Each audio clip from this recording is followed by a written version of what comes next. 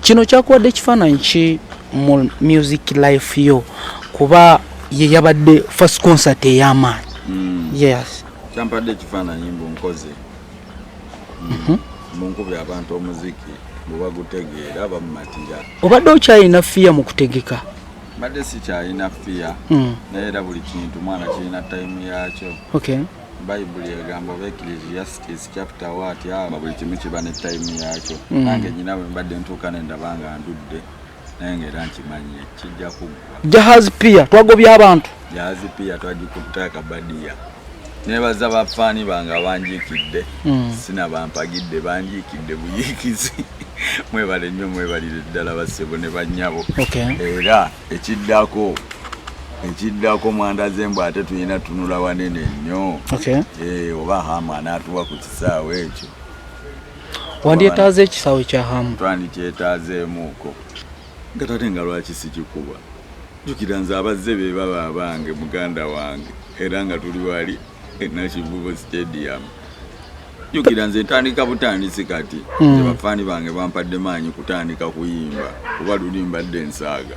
Togere entrance ng'oyingira ku show tuva ku mazzi idea evaawa? Entrance eyo wabula abayimbi bannange si mu bubi mulina okunkakasaamuuko addamu okuleeta entrance toleeta exit mu entrance. Olina okunkakasaamuuko si mu bubi ssebo nataddemu ku budde. Nataddemu ku budde, nataddemu ku ssente, nataddemu ku aati. Okitegeera jjukira twabadde ku hip hop ku Nalubaale. Nagamba mwana ndabe ku konsati z'abakyali bange si mu bubi zibadde za kabi naye ne ŋŋamba kati nze nange ŋŋenda kukola konsati mbe buvi baaka stage nyambuka amadaala. Okitegeera oba neesibe kawaya kandeete kankulukuse ngwe ku stage. Neŋŋamba nyinza atya kuyiyayo ekintu ekyenjawulo. Awo natandikira nenfuna Jahazi pia nga venue ndalamu. Tuli wali ku nnyanja akawewo bwe kakufuuwako kati nensangawo eryato ku Jahazi pia. Nalubaale eyo nalabanga mwana experience y'okulukalu buli omu gy'akola. Buli omu abayita buyisi ne muyimirira awo kati kyanjawulo kyekiriwo. Kuyimirira awo kuli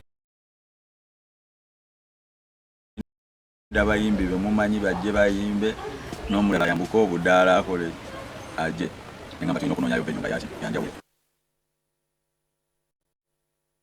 Baza ku Feefe mu kaseera kano ke tulimu tufunye groups nyingi. Feefe mukwano gwa Kyagulanyi naye n'atayagala Kyagulanyi asobola okubeera comfortable ne Feefe. Simanyi abayimbi wekikalubyemu Kovlet. Simanyi engeri gyakikolamu byabeera yeesaagisasaagisa otukatime nga tulina kyamujjako kyamaanyi naye I think kyekyetaagisa nga kampu eri bakumanyi naye saha akikoze lwakwenda kunyaka yakalubyemukko naye wali emabega abadde asobola okukikola bulungi nnyo nga abeeno basobola okuassociatinga naye nenaabi nga asobola okuassociatinga naye naye wakati nakuza agoyinza extreme nnyo naye think ago nago maanyi ge because wano we twatuuse abantu batandise okugamba sijja kugenda eyo wagundi naye ekyo nakyo kirungi.